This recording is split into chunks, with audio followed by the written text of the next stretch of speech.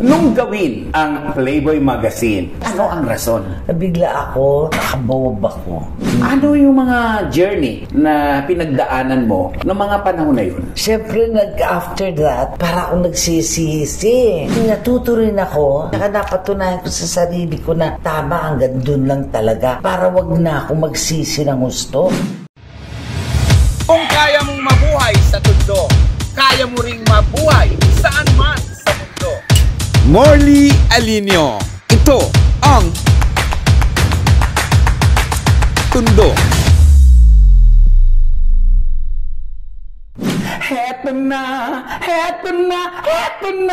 Heto na naman po ako ngayon mga kachika, mga amiga, magandang tanghali, hapon, gabi, kung anumang oras dumarating sa inyo ang vlog kong ito. But this time, nakakaloka, nakakabali. Sinong mag-aakala na makakausap ko ang isang institusyon at talagang isang karespe-respetong artista sa showbizlandia? Of course, walang iba kung hindi si Marisa Delgado!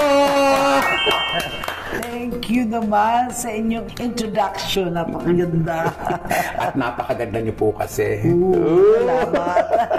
Kumusta na po kayo? Oh, ayos. Thank you. By the grace of God, I'm healthy. I'm active, busy. May ginagawa akong teleserye for Channel 7. Yung Guardian Alien. Binibidahan ni Marian Rivera at saka ni Gabby Concepcion. Wow! Yeah. Sosyal! Sosyal, di ba? Ganda. Ilang dekada na ang pinagdaanan ng isang Marisa Delgado sa showbiz. Pero alam ba ninyo, sa lahat ng mga artista, karamihan may mga tumutulong para maging artista. May backup, kumbaga. Pero this time, alamin natin, paano nga bang napunta sa showbiz world ang isang Marisa Delgado? Paano nga po ba? Kasi pangarap ko talaga maging artista. Siguro mga 10, 12 years old ako or even younger, no? Kasi mahilig ako manood ng sine at Tagalog. Lola ko rin. Lola's girl ako pero may kasama ng lola ko. So manunod kami. Tapos sabi ko sa lola ko, nanay kasi tawag ko, Nay, pag naging artista ako, ibibili kita ng telepono. O, di ba? At natupad. Kasi hindi ko alam, hindi naman pala binibili ang telepono. But anyway, ang lolo ko naman, so nalaman niya yun, nakita niya sa isa dyaryo, may naka-advertise na GM Production is looking for 3 young girls, new faces to be introduced with Dolphy and Chiquito. Baka yan na ang iyong kapalaran, no? Matatapos na ako na high school noon, gagraduate na kami. Saan school ito? Sa Far Eastern University Girls High. So after graduation, kinabukasan, taga-play ako. Okay, ano po ang sumunod na nangyari? Natanggap ako nung ding araw na yon at yun ang last day ng selection. 2 commander sa WAC ang ginawa ko with Dolphy and Chiquito. Marami kami mga WAC. Ayun na, comedy yun. Nagtuloy-tuloy na. Paano ba ginagawa ang isang audition nung mga panahon po ninyo? Nung panahon namin, typical na anak pila ka, tawagan pangalan mo, meron ka syempre yung litrato, tapos andun ang producer, director, tinanong lang, interview, ganon. Tapos sabi mo, ka bang umarte? Diba? Nag-gold medal ako sa drama guild namin. Kaya? Sa school to? Sa school. Okay. No? Yung sa school pala yung unang best actress mo. Gold. Talaga gold medal. So yun na. Sige nga, wala ka bang bakokang dyan? Alaho. Bakokang talaga yung sila. Bakokang talaga. Ang word. Tapos mga siguro after 1 month, sabi ko, artista na ako. Kasi sabi, sige, okay ka na. Tatanggap ka ng telegrama na kung kailan na shooting. Talaga ho. Sige. Para sa kaalaman ng lahat, sa mga bagets, sa mga baguhan dyan, alam ba niyo yung telegrama, yung pabarok-barok? Na-experience mo ba yun? Wala pang telepono, lahat pabarok-barok pa kailangan. Kailangan barukin para mas mura. Paano ba binabarok yun? Kunwari, July 6, shooting, beginning address, ganun para mabilis. Oo. Pero ngayon, yung mga pabarok-barok pala noon na telegrama, nauso na rin ngayon. So, mas sa mga text, di ba? Nauso sa Jejimon, go ka dito, ligo na mi, mga ganon. Yung doon nanggaling yung mga telegrama. Kailan to? In 1964. Anong 19 ka naman pumasok sa showbiz? 16 years old. Ang unang mong pelikula ay kay Dolphy at kay Chiquita. Oo, yung dalawang Commander sa WAC. Ano yung unang naramdaman ninyo? Dahil sabi nga ninyo, gusto nyo mag-artista, hinangaan mo si Dolphy at iba pang mga artistang lalaki. Ano yung first reaction ninyo nung makasama nyo ang isang Dolphy? Siyempre, at the time, hindi ganun ang impact sa akin. Basta importante, artista ko. Hindi ko masyado sigurong alam yung value nung trabaho. Sino yung leading man. Oo. Kasi mas ako nung kila Susan, kay Gloria, yung mga ganon, di ba? Sila Dolphy, at the time yata, kasi yung dalawang Commander sa WAC is the last tambalan ni Dolphy and Chiquito. At the time, nagtatambal-tambalan pa siguro sila. Doon yung mga usual group ni Dolphy at saka ni Chiquito. Nakaliyon pa tayo sa pag-uusap na ito sa ating likuran, sa kahapon, sa throwback ng kanyang buhay. Iisa-isahin natin. Sino nga ba yung mga unang artistang babae na kanyang hinangaan? Yun, si Susan Roses. Siyempre, kasama na dun yung kapatid niyan, si Rosemary Sonora, di ba? Nida Blanca, ako ni Nida. Gloria Romero, siyempre. Pag si Gloria, napapanood ko noon at nakatayo, nililipad-lipad ang palda niya. Ginagaya ko yun, yung gano'n. Yung mga ganong eksena, parang diwata ka. Oo, na nililipad-lipad din ang palda ko. Wow! Diba? Oo. Feeling ko artista ako pag nilipad ang palda ko. Kasi yun na madalas ko napapanood sa kanila. Sino sa mga hinangaan mo artista ang nakasama mo sa isang pelikula? At ano ang pelikulang ito? At ano rin ang unang reaction mo nang makita mo yung isang artistang hinahangaan mo nakasama mo na sa isang pelikula? Si Gloria Romero, nakasama ko dun sa Pito Asawa Ko. Oo, Sino yung Pito Asawa? Kasama ka doon? Bida ka doon? Oo, si Vic Vargas ang artista lalaki. So, pito kami, si Gloria, Celia Rodriguez, ako, pito kami. Yun ang first time kong nakasama si Gloria. Napirmi na ako nakatitig, behave ako. Bakit? Wala, syempre behave siya eh. Behave din ako. Tsaka bago-bago pa rin naman ako noon. Pero at least madalas ko na nakakasama sila Celia, Rodriguez. Pero nakatingin lang ako sa kanya. Talagang starstruck ako. Sino ba mga best friend mo sa showbiz? Si Divina Valencia, si Imelda Ilanan, si Lisa Lorena, si Dexter Doria, kumari ko yan. Noon kasi si Soxy Topacio. Marisa, may mga binanggit mo si Lisa Lorena, si Celia Rodriguez, Bina Valencia. Naku, ang tataray niya. Parang bigla rin ako natakot. Baka mapukpuk ako ng telepono. Ng mic. Anong mic? Ng microphone. Baka mapukpuk ako ng microphone. Sabi nga nila, di ba? Same feathers, flock together. Hindi ba? Mataray din ba kayo? Kalas mo sa sige mo. Siguro, mataray din in a way, pero hindi naman din. Hindi lahat matataray, baka kami mag-awayan. Siyempre, kailangan merong pasensyo sa grupo, may pangiti-ngiti lang dyan. Iba-iba ang timpla para magkasundo-sundo. Iba-iba ang timpla para magkasundo. Siya na rin ang nagsabi, kaya iisa-isahin natin. Sino pinakamataray? Ang Divina.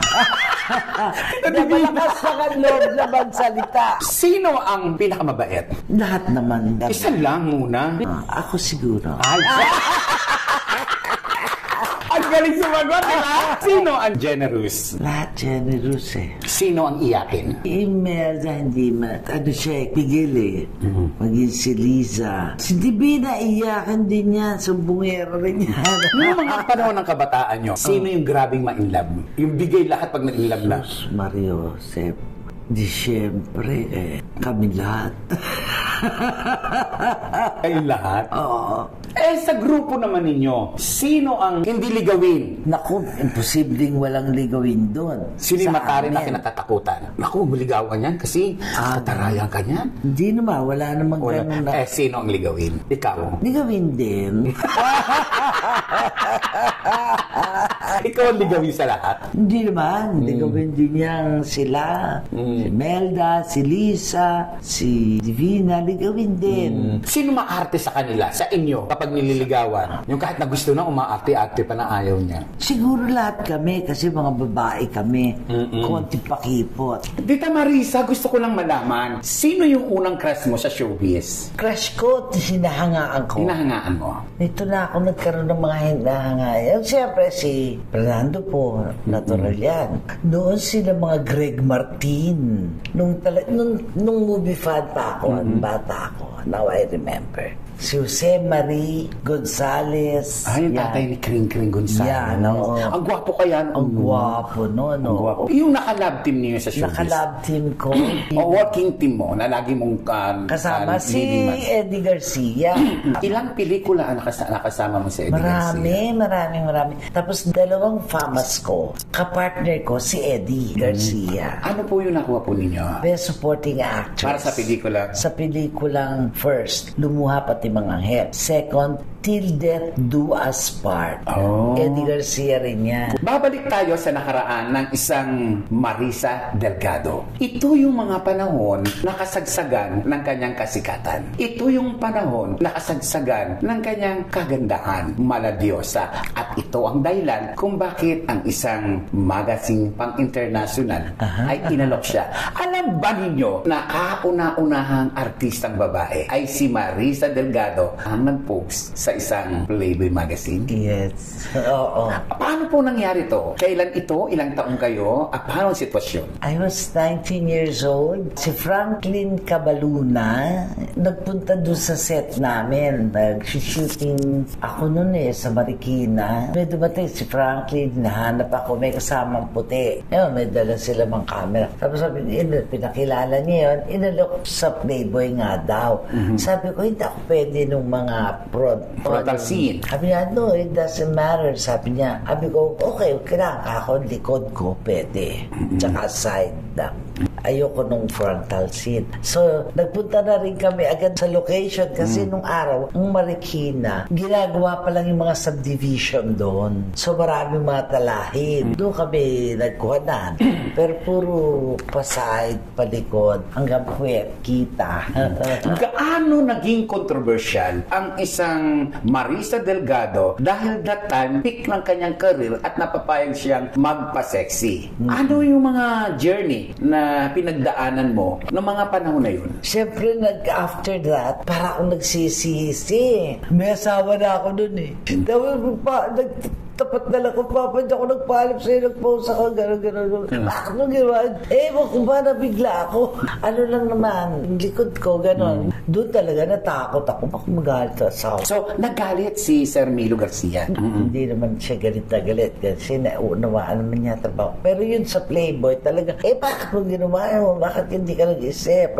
Hindi ko na naisip. Yung bigla, siyempre bilang artista, siguro, nabigla ako. Quiet ako, hindi ako nagmaingay hanggang lumabas na yun. Doon pumutok na? Oo. Nung lumabas yung pagpapasexy mo, pinakita mo yung likod mo doon nakadapa ka doon Ano ang sabi ng nanay mo, sabi ng tatay mo at ng pamilya mo? Siyempre, ako, nung una, baka ma-excommunicate ako sa tiya ng mami ko, yung mga ganon. Si mami, matagal bago niya nalaman So, ang papa ko sa Amerika rin, so hindi sila masyadong Tsaka siyempre, iba na rin ang mas widened na kanila. Yung mga kamag-anak ng mami ko. Nagalit sa'yo? Hindi naman.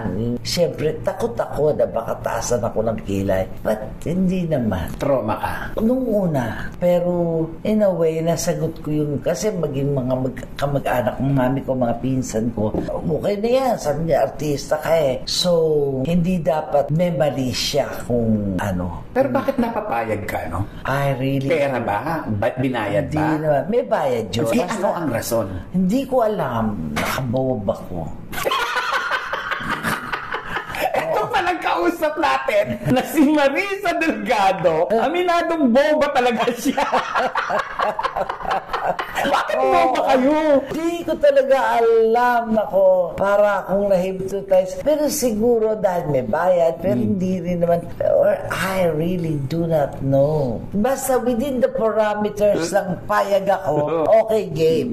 Yung ganon, para sa shooting. Para bang, siguro that's how much I can take as an actress. How much I can go. Ang ganyan lang sa ganyan, okay sa akin yan. Pero nung lumabas na, Ganon din naman. Kaya lang maraming yun na. Kaya ako nagkaroon ng kopya, yung pinsan ng mami ko sa state. Uy, andito ka, pero hindi naman yung... Pinakita yung yung gano'n. Sa isang page, dito lang naman. Tapos Women of Asia. Ano sabi? Okay to paano ka nakalusot dyan?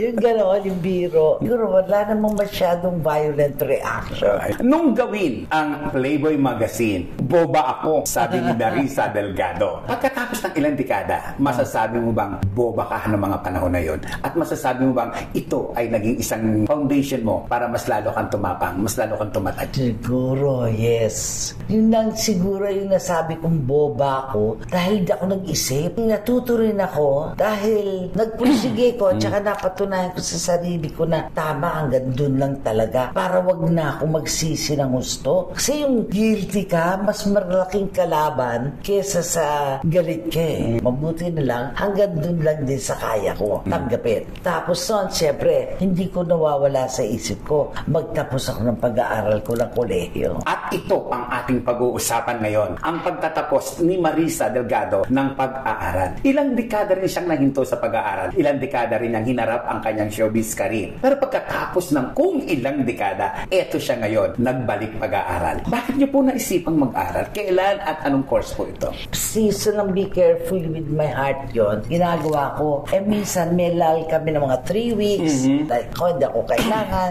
So, meron ako extra time. Pero ang pag-aaral ng college, hindi na wala sa isip ko yun. Nasa plano ko yun. Talagang mag-atapos ako ng college ko. So, ito na lang, maedad ka na nito? Ito, Be Careful with My Heart. So, I graduated. Kinuha ko yun ng 3 years. Ano school? University of the Visayas. Ay, University of the Visayas. Sa Cebu. Kasi nandun ako at that time, meron sila yung ETIAP program na sinabatas ni President Ramos. Doon ko nalaman yung, sabi ko, gusto kong pwede raw ako. Sige. So, doon na ako. Enroll na ako. Sige kako, kaya ko yan. Kahit na nasa Manila ako, nagtutuloy ako ng pag-aaral kasi sa computer. Ano naman po ang pagkakaiba nung natapos ka ngayon sa dating hindi ka patapos ng pag-aaral? Proud ka na lang sa sarili mo? May gusto ka bang patunayan? Proud ako sa sarili ko. Siyempre, magandang ehemplo sa mga kabataan sa pamilya ko. Maging sa mga senior na katulad ko, kung walang ginagawa kaysa na magmukmok, mag-aaral tayo. Mas maganda mas lalawak at mai-inspire ka sa buhay. Kasi napatunayan ko, mag-aaral ako, na yung ginagawa ko pala ay tama. Lalo na sa negosyo, nagtayo ako ng negosyo. Hindi ko lang, wala lang title siyempre sa pagkakaalam ko. Para bang yung isip lang, ganito. Yung business strategy, yung mga ganon. Tama talaga yung ginagawa ko. Tama yung tinata ko. Kumbaga medyo nagkaroon ng na-affirm sa akin na may tinagawa akong tama. Diba? Nung nag-aaral ako, okay din. I have to give myself a pat in the back. Ganyan daw yan na nagkakaroon ka lalo ng self-confidence. At kung meron ako nadidiscovering mali at saka, ay sayang, ngayon ko lang nalaman to, pero hindi pa uli. Gagawin ko to. Yun ang mga sa pag-aaral. Nasabi niyo po na marami kayong natutunan sa pag-aaral at nagbi-business kayo. Malaman lang po ng ating sambayan ng Pilipina. Saan po kayo nagtatrabaho? Ano po ang business ninyo? Ano po yung mga ginagawa ninyo? Okay. Bukod sa pag-artista, nagtatag ako ng kumpanya na recruitment company. The company's name is Mardel International Management and Services. Ito ay nagre-recruit at nagpapadala ng mga workers abroad. Meron din kaming training center. Tinetrain namin ang mga workers bago umalis. At kung sila yung mga skill, pinapa-skill test namin bago namin i-deploy. Most of the time, Saan? Japan. Noon, nag-umpisa ako sa Japan. Tapos ngayon, Meron na ako ng mga Middle East, merong a few in the European countries. Yeah, sa Malaysia, sa Hong Kong, yung mga ganon. Lumawak na. By the grace of God, it's already 38 years na ang company. ano pa yung mga pinaalis niyo? Mga skills? Skilled at saka mga domestic workers. Oh, wow, domestic. Oo, pero kailangan magti-training sila. Hindi pwedeng hindi sila mag-training. Kasi hindi ko tinatanggap ang ayaw ng tindahan. Saan po located to? Sa BF Homes Subdivision sa Parañaque City sa Elizalde Street 172. May I plug the Yes, number? opo. You can call telephone number 851-60860. Ito ba ang dahilan, Tita Marisa, kung bakit mas binibigyan mo ng prioridad ang mga personal mong ginagawa kaysa sa pag-artista? Mas siguro noon. Ngayon, kasi mga anak ko na rin, tumutulong na sa akin ngayon after. Tapos na sila mag-aral ng kolehiyo. Ilan po ang anak nyo at sino-sino po sila? Dalawa, si Avon at saka si Kevin. Nakakatulong na sila sa akin ngayon. Hindi katulad noon, nag-umpisa ako. Talagang mas noon, mas naglal ako sa pag-aartista. Isa sa mga talent niya ay minsan isang panahon ay nakita nating isang batang lansangan. Kumakain ng mga tirang pagkain at namumulot sa basurahan. Nakakalungkot. Kung yan ay ordinaryong artista, malayan. Tumatak sa publiko ng isang Marisa Delgado, laging natatataas ang kilay, mataray, salbay, naninipa at lahat na. Tara! Marunong ka pa sa akin. Sumatamaan ka. Ha? Ha?